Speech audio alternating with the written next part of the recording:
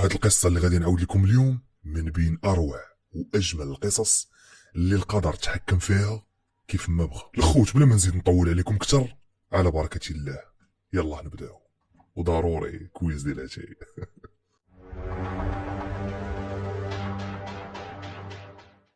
القصة ديالنا غادي تبدا في مدينة أكادير سنة 2004. غادي تبدا مع واحد جوج رجال الأمن كانوا مكلفين بمراقبة واحد الجزء من شاطئ أكادير. كانوا غاديين كيتمشاو كيديروا خدمتهم، واحد شويه غادي يسمعوا الصوت ديال شي بنت كتغوت وكتطلب النجده. الشرطيين مشاو كيجريو نيشان ناحيه الصوت منين جاي، واذا به غادي يلقاو بنت طايحه في الارض، والمجرم اللي شفرها دا ليها حقيبتها ويلا هرب. واحد من هذوك الشرطيين غادي يتبع المجرم في البلاصه، والاخر غادي يمشي يشوف البنت شنو واقع لها ويشوف الحاله ديالها. الشرطي اللي تبع المجرم غادي يشدو بكل سهوله وغادي يدير ليه المينوط وغادي يخليه ناعس في الارض وكيتسنى في سيارة الشرطة تجي تديه. أما بالنسبة للشرطي الآخر اللي سميتو مراد الرافعي واللي هو البطل ديال هاد القصة، ملي مشى عند البنت لقاها طايحة في الأرض وسط واحد الطاية كبيرة ديال الدم، حيت قبل ما يهرب هذاك المجرم طعنها بالسكين في البطن ديالها.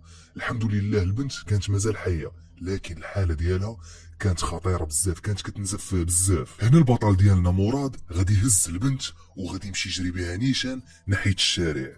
غادي يوقف السيارة من السيارات اللي كانوا كيدوزو تماك، وغادي يشد البنت غادي يحطها في السيارة وغادي يطير بها نيشان للمستشفى. الحمد لله مراد قدر يعتق الحياة ديال هاد البنت، حيت لولا انها تعطلات غير شوية ديال الوقت كانت غادي تفارق الحياة. الخوت القصة ديالنا يلا غادي تبدا، وبالضبط غادي تبدا مع هاد حارس الامن مراد. غادي نتعرفوا عليه وغادي نتعرفوا على القصة ديالو، لكن خلينا نرجعوا بالزمن اللور، وبالضبط ب 25 سنة اللور.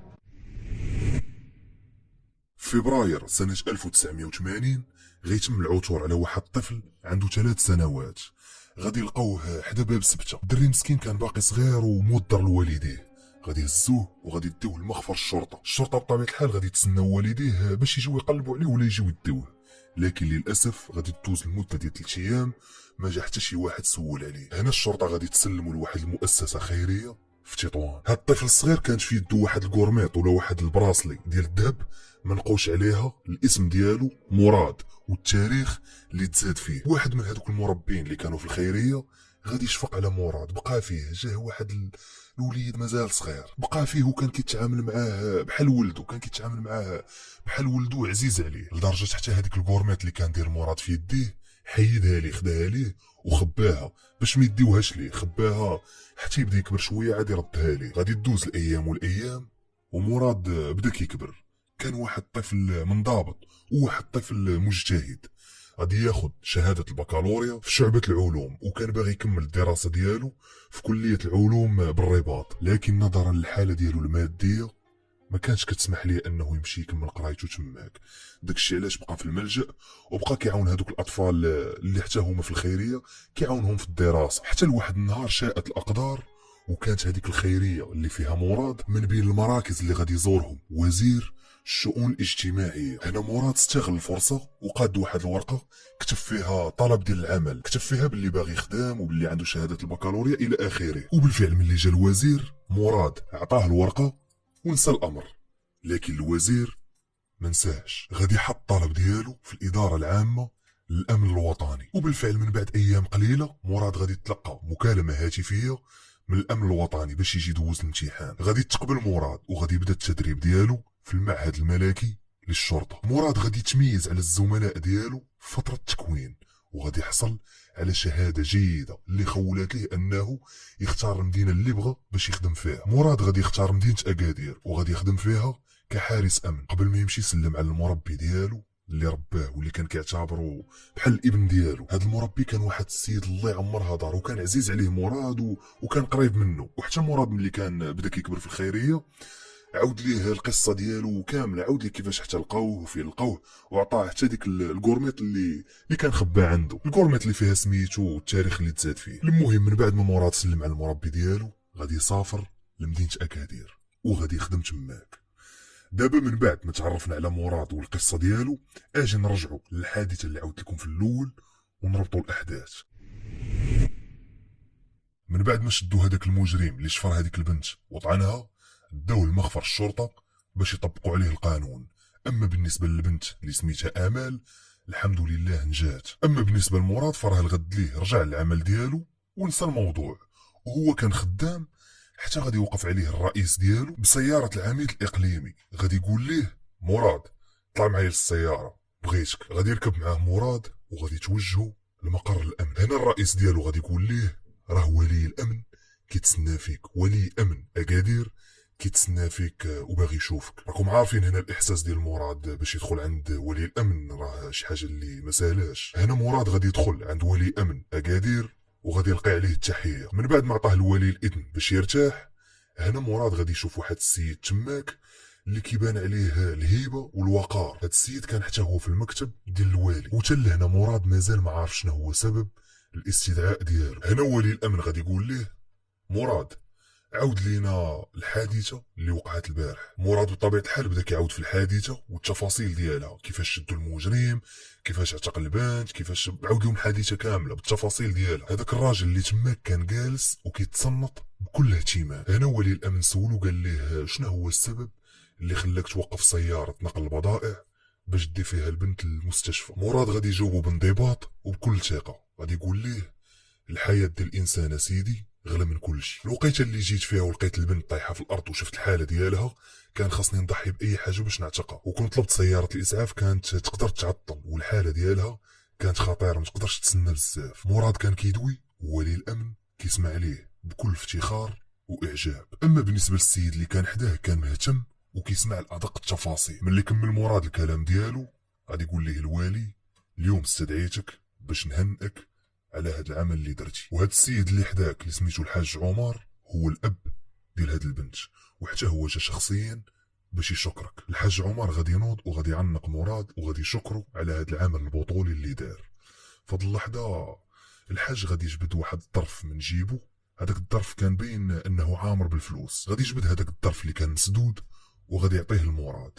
هنا الوالي كيشوف بمراد واحد الشوفات ديال كيقول ليه بحال كيقول لي من الشوفات ديالو ما تاخذش الفلوس. لكن هنا مراد غادي ياخذ طرف وبلا ما يحلو غادي يشد قلم وغادي يكتب فيه هذا المبلغ يحول لفائده الخيريه، وغادي يحطه في المكتب ديال الوالي. قبل ما يمشي مراد غادي يطلب منه ولي الامن باش الا احتاج اي حاجه ولا كانت خاصه اي حاجه يقولها ليه. اما هنا الحاج عمر استأذن من الوالي وطلب منه باش مراد يرافقه للمستشفى عند بنته، حيت في الحقيقه هي اللي طلبات باش تشوف هذا الشرطي الشجاع اللي اعتقها من الموت. الوالي بطبيعه الحال غادي يعطيه الموافقه وغادي يمشي.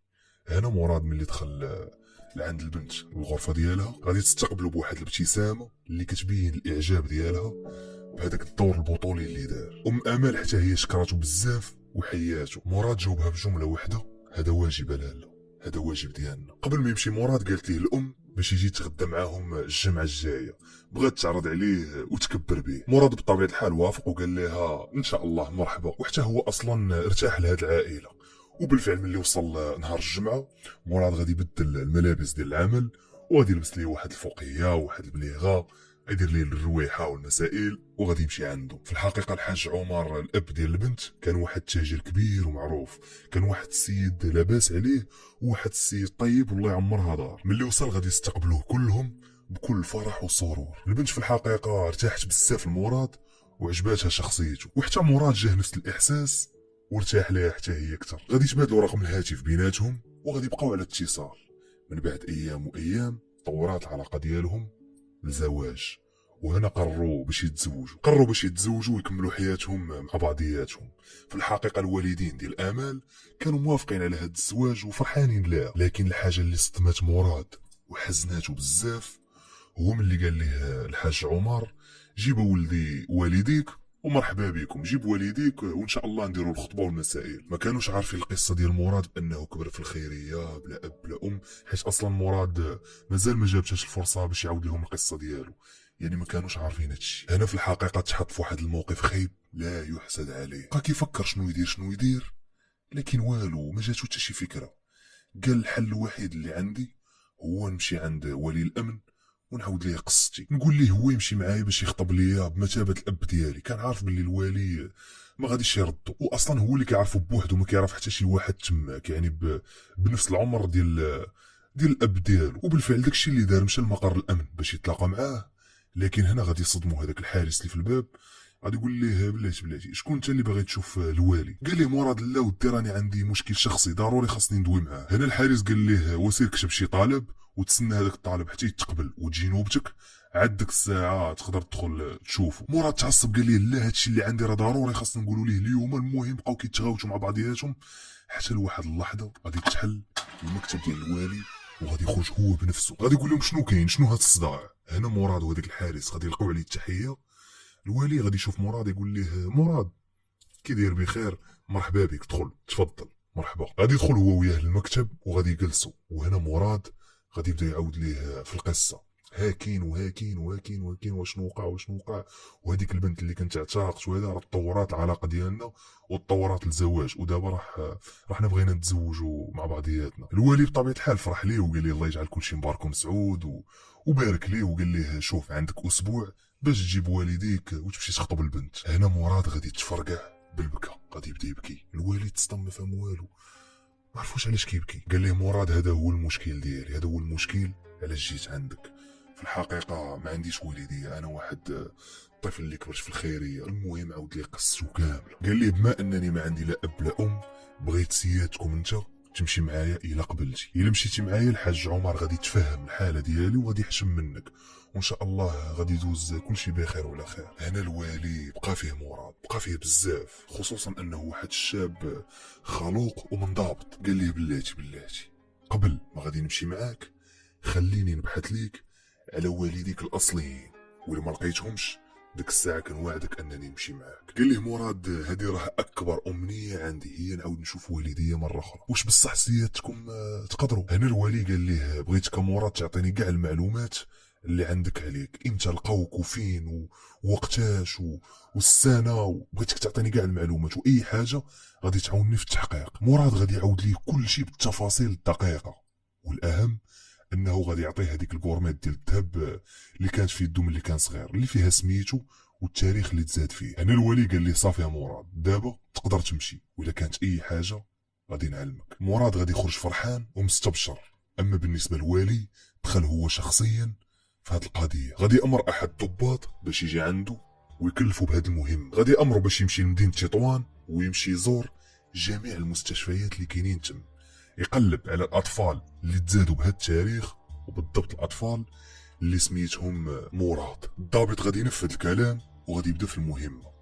وبالفعل من بعد ايام قليله غادي يرجع الضابط عند الوالي وغادي يقول ليه جبت لك واحد الخبار. غيقول ليه من بعد ما درت التحقيق لقيت باللي كاينه عائله واحده فقط اللي من المفترض ان ولدهم يكون هو مراد. هنا الوالي غادي يستدعي هاد العائله باش يحضروا عنده حتى لمدينه اكادير باش يدوي معاهم ويسولهم. وبالفعل من بعد ما جاو العائله اللي متكونه من السيد والزوجه ديالو واصلا هذا السيد كان واحد رجل اعمال كبير في مدينه تطوان. ملي جاو عند الوالي سولهم قال لهم واش ضايع لكم شي طفل صغير هذه 25 سنه. هنا دمعوا عينيهم وقالوا قالوا ليه توضر لنا ولد كانت عنده 3 سنوات وما خلينا فين قلبنا عليه والو ما لقيناش نهائيا بحال الارض بالعاجو. هنا الوالي غادي يجبد لهم الكورميت ديال مراد وغادي يوريها لهم وما تخيلوش الصدمه ديالهم كيفاش كانت. تصدموا وفرحوا في نفس الوقت. لكن واخا هكاك الوالي قال لهم بلاتي ما تفرحوش دابا حتى نديروا واحد الاختبار. هنا غادي ياخذوا واحد العينه من الريق ديال الاب وسطروا لي على من الريق ديال الاب حيت يقدر يكون هذاك ماشي بواه ولكن هذيك امه حتى حاجه ما بعيده. داكشي باش حتى هو خدا الريق ديال الاب ديالو. المهم من بعد ما خداو العينه ديالو غادي يقارنوها بين العينه ديال مراد. وهنا اش بان لكم الخوت واش والدي هادوك ولا لا؟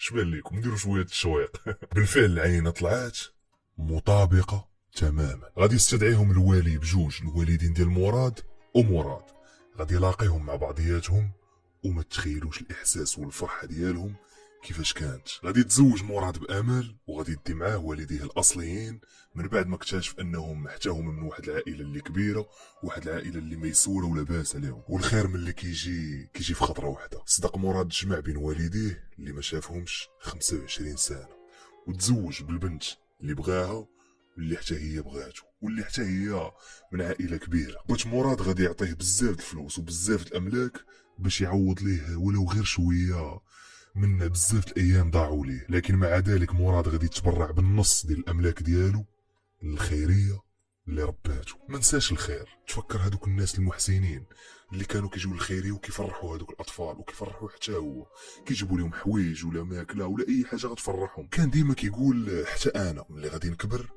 حتى انا غادي نتبرع بالفلوس للخيريه ونفرح اطفال اخرين. الخوت القصه ديالنا سالات، عافكم ما سخيتوش بها. حاجه واحده اخرى بغيت نقول لكم الخوت، اي قصه كنعاودها لكم الا وفيها واحد العبر اللي غادي ينفعوكم واللي غادي تستافدوا منهم. والقصه ديال اليوم كيف ما كتشوفوا كلها عبر، لكن بغيتكم نتوما تكتبوا لي في التعليقات شنو هي العبره اللي عجباتكم في هذه القصه. ما تنساوش تخليو لايك وتبارطاجيو مع صحابكم.